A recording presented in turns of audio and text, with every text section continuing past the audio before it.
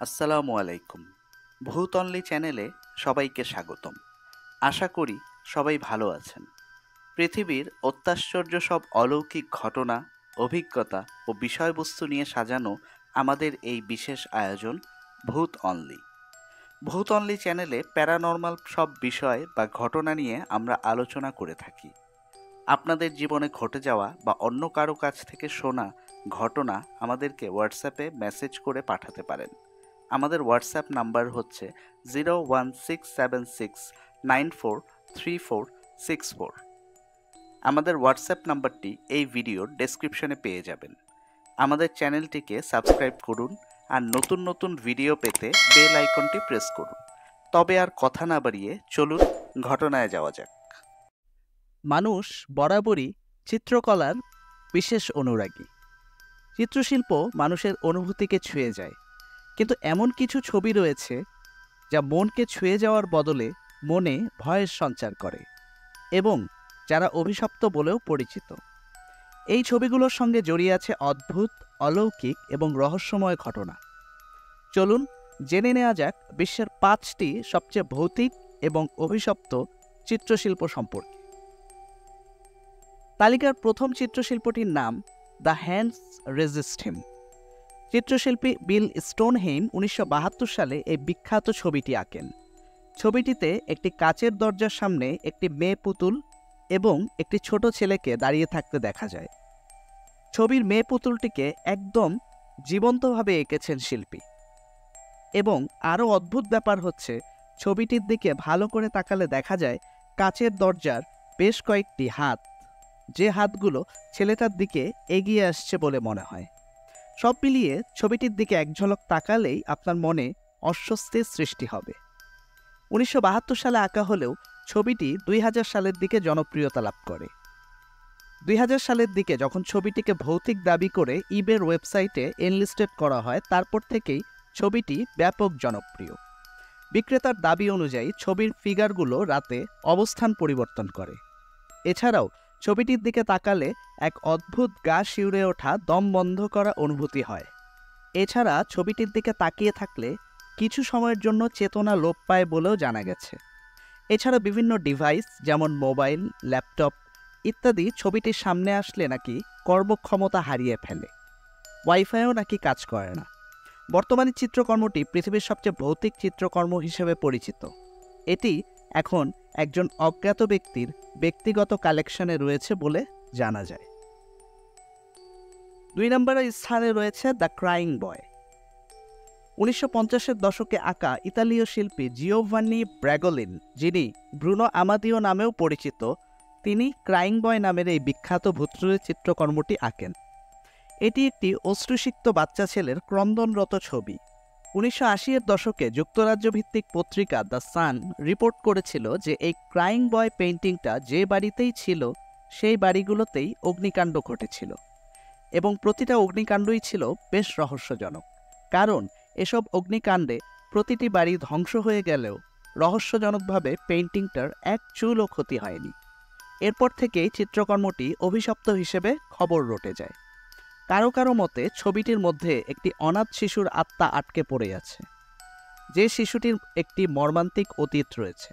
সবচেয়ে অবাক করা বিষয় হলো, ছবিটি বর্তমানে কোথায় আছে সে ব্যাপারে কেউ জানে না। তালিকার 3 নম্বর স্থানে রয়েছে রাশিয়ান চিত্রশিল্পী এডওয়ার্ড মাঞ্চের আঁকা দ্য ডেড মাদার।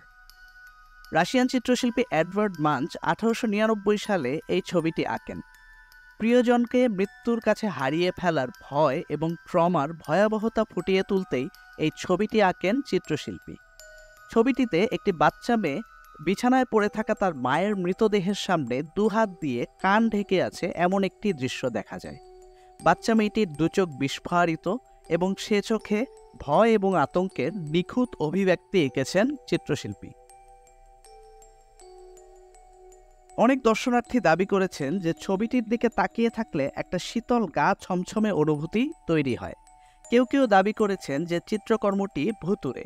গুজব আছে যে মেয়েটির চোখ ঘরের চারপাশে দর্শকদের অনুসরণ করে এবং পেইন্টিংয়ের বিছানার চাদরটি হালকা বাতাসে মাঝে মাঝে নড়ে ওঠে। যদিও এসব দাবির কোনো প্রমাণ নেই, তবুও চিত্রকর্মটি যে নিঃসন্দেহে অদ্ভুত সে ব্যাপারে সবাই নিশ্চিত। বর্তমানে ছবিটি জার্মানির ব্রেমেন শহরের আর্ট গ্যালারিতে রয়েছে। 4 নম্বরে রয়েছে দ্য অ্যাঙ্গুইশড ম্যান। দ্য অ্যাঙ্গুইশড ম্যান এমন একটি ভুতুড়ে চিত্রকর্ম যা বছরের পর বছর ধরে প্যারানর্মাল রিসার্চারদের কৌতূহলের কেন্দ্রবিন্দুতে পরিণত হয়েছে। ছবিটিতে লাল রং দিয়ে আঁকা একটি টাকমাথার পুরুষ ফিগার বিকৃত মুখে যন্ত্রণা এবং হতাশায় চিৎকার করছে এমন একটি দৃশ্য ফুটিয়ে তোলা হয়েছে, যার বিস্ফোরিত এবং ছলছল চোখে একই সাথে রাগ এবং হতাশার অভিব্যক্তি। উল্লেখ্য, এই ছবিটির প্রকৃত শিল্পী কে ছিলেন তা আজও জানা যায়নি। কথিত আছে যে ছবিতে ব্যবহৃত লাল রংটি ছবির নিজস্ব শিল্পী নিজের রক্তের রঙের সঙ্গে রং মিশিয়ে তৈরি করেছিলেন এবং ছবিটি শেষ করার অল্প সময়ের মধ্যেই উক্ত শিল্পী আত্মহত্যা করে মারা যান। ছবিটির বর্তমান মালিক শন রবিনসন চিত্রকর্মটি তার দাদির কাছ থেকে উত্তরাধিকার সূত্রে পেয়েছেন বলে দাবি করেছেন। তিনি আরও দাবি করেছেন যে ছবিটি ভৌতিক এবং ছবিটি তার বাড়িতে আনার পর থেকেই নাকি রবিনসন প্রায়ই রাতের বেলা দুঃস্বপ্ন দেখতেন এবং জেগে উঠে ঘরের ভেতর বিচ্ছিন্ন ফিসফিস কথাবার্তা শুনেছেন। কখনো কখনো একটি ছায়ামূর্তিকে ঘুরে বেড়াতে দেখেছেন এবং আপনা আপনি ঘরের দরজা বন্ধ বা খুলে যাবার মতো অদ্ভুত ঘটনারও সাক্ষী হয়েছেন। বর্তমানে ছবিটি শন রবিনসনের কাছেই আছে, কিন্তু তিনি কোথায় রেখেছেন ছবিটি তা কাউকে জানতে দেন না। এই তালিকার সর্বশেষ পেইন্টিংটির নাম দ্য রেইন ওমেন। ইউক্রেনের চিত্রশিল্পী সাভেতলানা তেলেৎস যা 1996 সালে আঁকেন।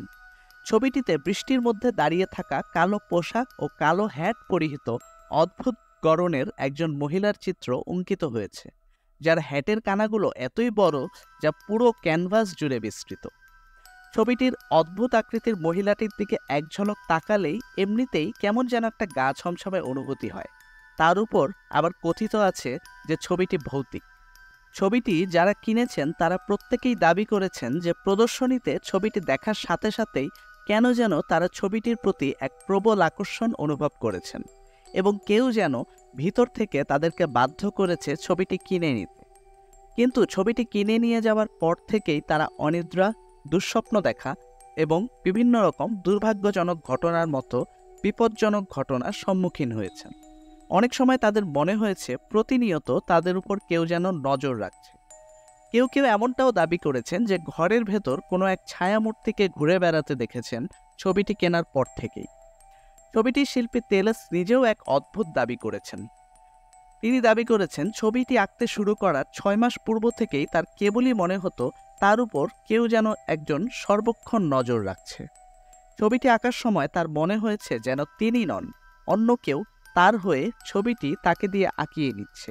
এবং সবচেয়ে রহস্যময় ব্যাপার হচ্ছে, অন্যান্য ছবিগুলো শেষ করতে যেখানে তার কয়েকদিন সময় লেগেছে, সেখানে এই ছবিটি আঁকতে তার সময় লেগেছে মাত্র 5 ঘন্টা।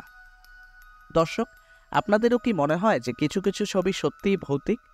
আপনাদের মতামত জানান কমেন্ট বক্সে। আমাদের সঙ্গে থাকার জন্য অসংখ্য ধন্যবাদ। ভূত অনলি চ্যানেলটিকে সাবস্ক্রাইব করুন এবং লাইক কমেন্ট করে আমাদের পাশে থাকুন।